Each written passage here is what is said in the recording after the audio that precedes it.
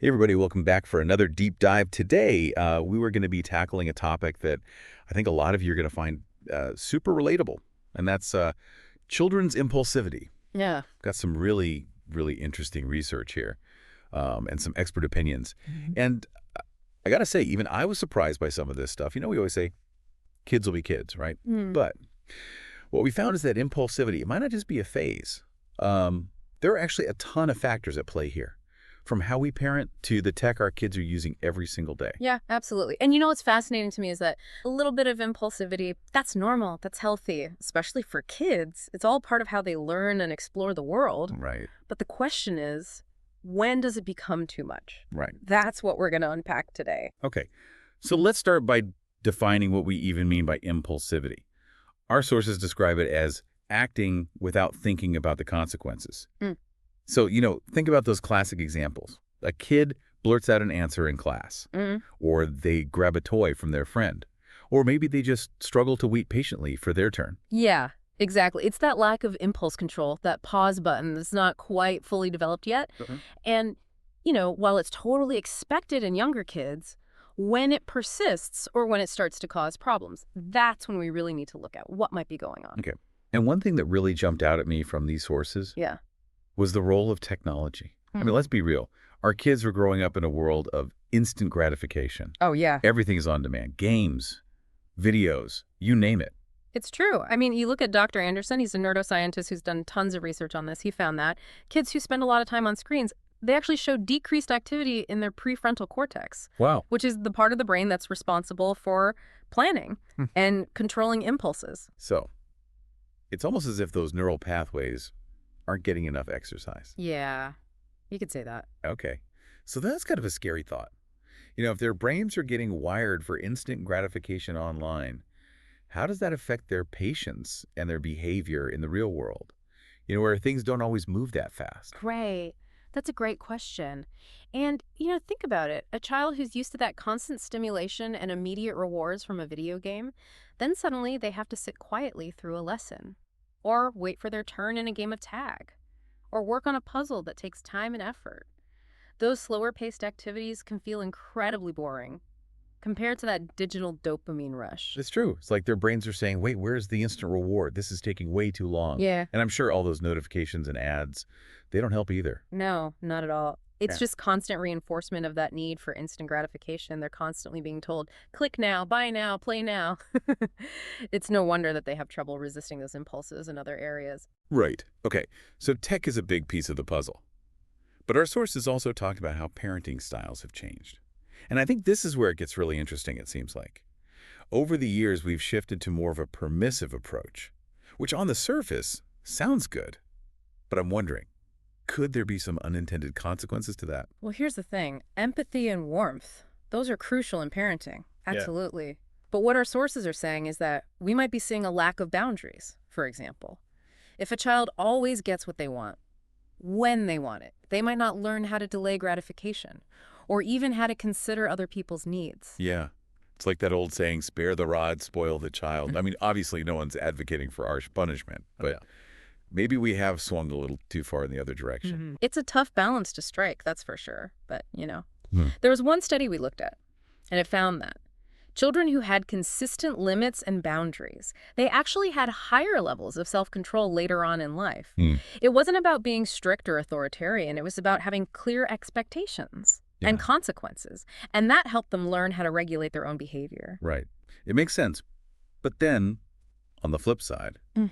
I've also heard that overly strict parenting can backfire and actually make kids more impulsive. Is there any truth to that? There is. When kids feel like they're constantly being controlled or restricted, they might act out impulsively, just as a way to try to regain some sense of control. It's like a pressure cooker. If there's no release valve, eventually something has to give. Right. So it's all about finding that sweet spot, Yeah. that balance between warmth and boundaries, support and structure. Exactly. And every child is different. What works for one might not work for another. So it's all about being attuned to your child's individual needs Mm. and temperament and adjusting your parenting style accordingly. Okay. So we've talked about tech and parenting styles, but let's be honest. Kids these days are dealing with a lot of stress too. Oh, yeah, man. Between packed schedules Mm-hmm. and the pressure to perform academically And social media. It's no wonder they're feeling overwhelmed. Yeah, you're right. And that chronic stress, it can have a huge impact on a child's ability to regulate their impulses. Here's where it gets interesting. When we're stressed, our bodies release a hormone called cortisol. And guess what? Cortisol can actually impair the prefrontal cortex, Really? which is, as you'll remember, the part of the brain responsible for impulse control. Yeah, so hold on. It's not just that stressed out kids are more likely to make bad decisions. It's that their brains are actually being flooded with this hormone. Yeah. That's making it harder for them to think straight. That's exactly right. And then there's another layer. When parents are stressed, they might have less patience themselves, less time for those really important teaching moments, and less emotional energy to really support their kids. Wow. It's like this vicious cycle. Yeah. Stress impacts the parents, which then impacts the child. Exactly. Okay. So it's not just about addressing the child's stress, but also about creating a more supportive environment for the whole family. Absolutely. All right, so we've got tech, parenting, stress, anything else contributing to this impulsivity puzzle? Well, we can't forget about biology. Some children are just predisposed to be more impulsive because of their brain chemistry. So it's like, Yeah. in some cases, it's literally wired into them. In a way, yes. Things like ADHD, for example, can make it much more difficult for kids to control their impulses. It's not about willpower.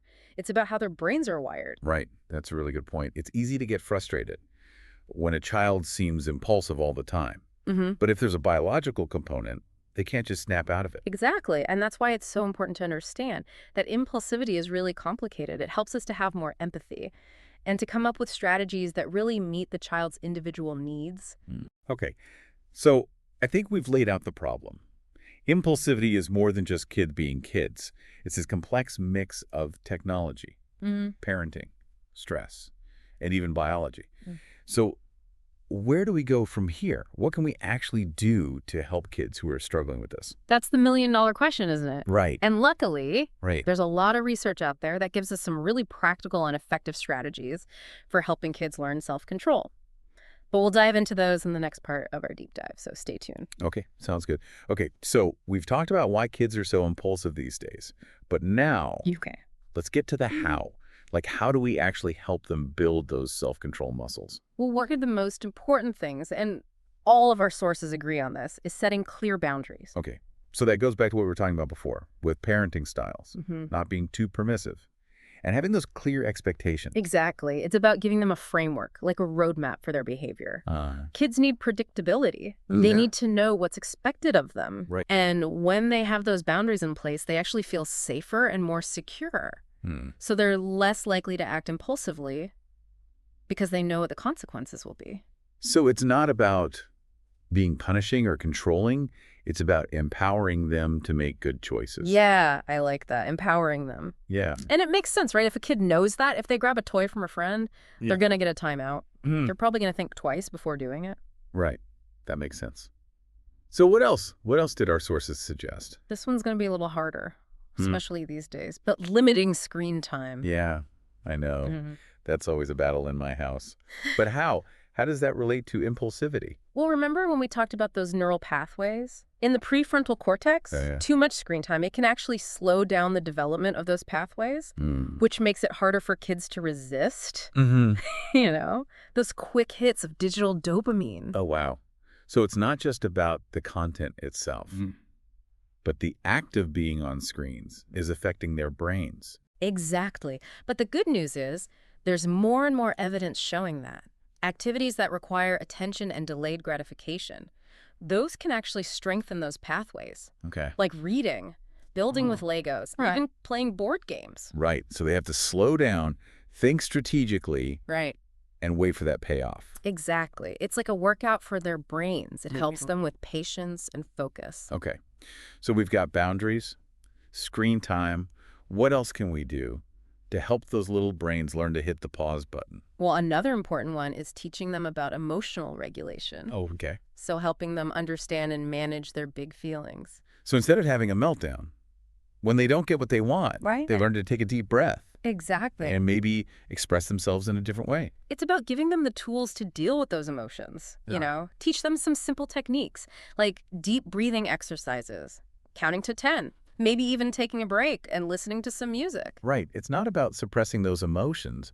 It's about teaching them healthy ways to cope. That's a great way to put it. Yeah. And the more they practice these techniques, the better they'll get at recognizing those urges and choosing to do something different. Okay. And I imagine this is where the adults come in. Like, we have to model these behaviors too, right? Absolutely. Kids are always watching us.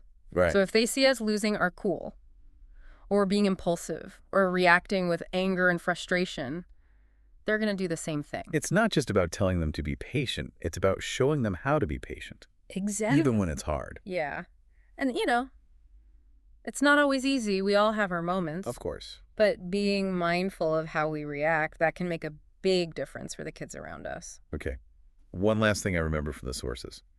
They talk a lot about delayed gratification.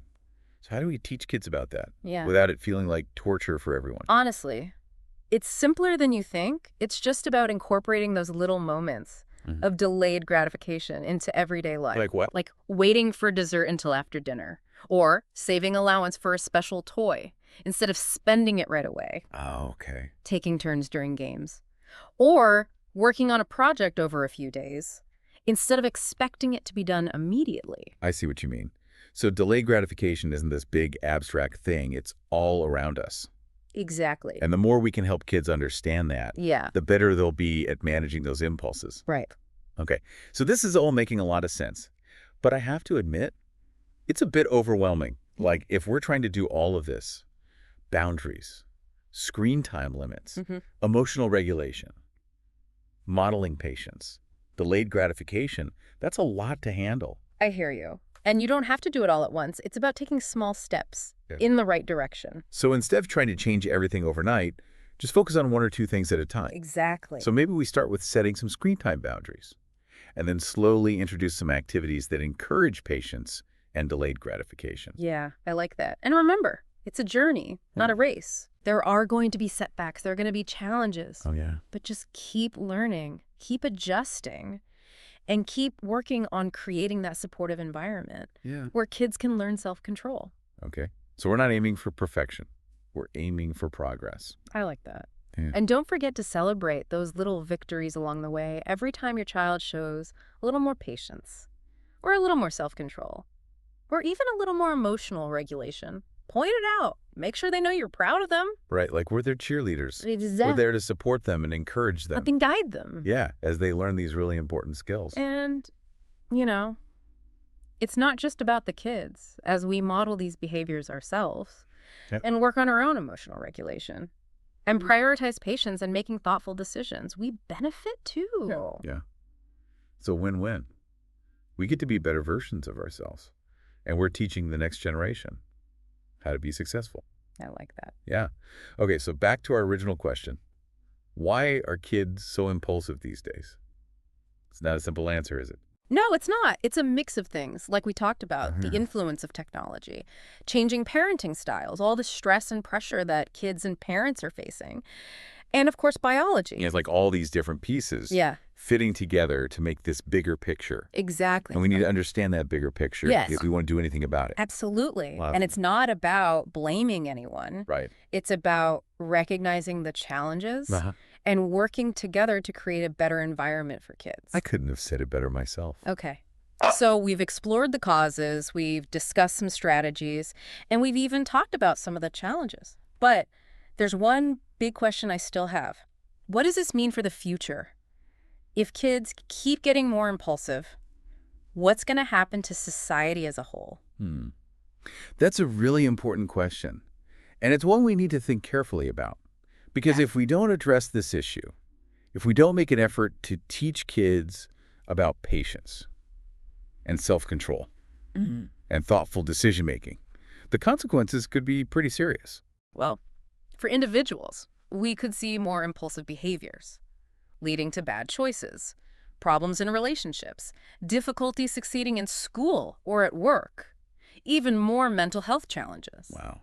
And if all those individual struggles become more common, what could that mean for society? It's not a pretty picture. Imagine a society where everyone's constantly reacting without thinking, where people can't have thoughtful discussions because they're too busy reacting emotionally, where long-term planning and working together are impossible, Yeah. because everyone's focused on instant gratification. It would be, Kind of scary. Yeah. yeah. It really emphasizes why this whole thing is so important. It's not just about teaching kids to control themselves. It's about the kind of society we want to live in. Right.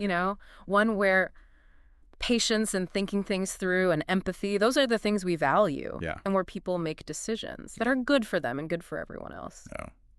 What can we do? Is there any way to turn things around? Oh, absolutely. We're not helpless here. Okay. We can actually make a difference by understanding what's going on. Right. Trying those strategies we talked about. And by setting a good example ourselves, we can create a ripple effect. I like that, like a grassroots movement where Okay. we start with small changes and those changes grow into something bigger. That's a great way to put it. Yeah. And, even in our busy modern world, Mm-hmm. we can still find those pockets of peace and quiet, those moments when we read a book together as a family, or have dinner without any phones, or just spend time in nature. Those are the times when we're really teaching those values. Yeah. Not just to our kids, Yeah. but to ourselves, too. Exactly. It's a good reminder that we're not just shaping the next generation, we're shaping the world we live in. That's a beautiful way to think about it. It is. So as we wrap up this deep dive, I want to leave our listeners with a question. How can we, as individuals and as a society, create environments that encourage patience and thoughtful decision-making and emotional regulation in everyone, not just kids? It's a great question. It's about looking at our own behavior. Yeah. And challenging the things that make us impulsive. Mm. And creating spaces where thinking things through and being intentional are the norm. Right. It might feel like a small thing, Yeah. but every little step we take can make a difference. I love that. Me too. Well, this has been an amazing conversation. It. I feel like I've learned so much, Me too. and I'm definitely leaving with a lot to think about. That's great. To our listeners, thank you so much for joining us on this deep dive. We hope you found it as interesting as we did. And remember, even small changes can make a big difference. So let's all try to be a little more patient, a little more in control, and a little more thoughtful in our own lives and in the lives of the kids around us. Until next time, keep diving deep and keep those conversations going.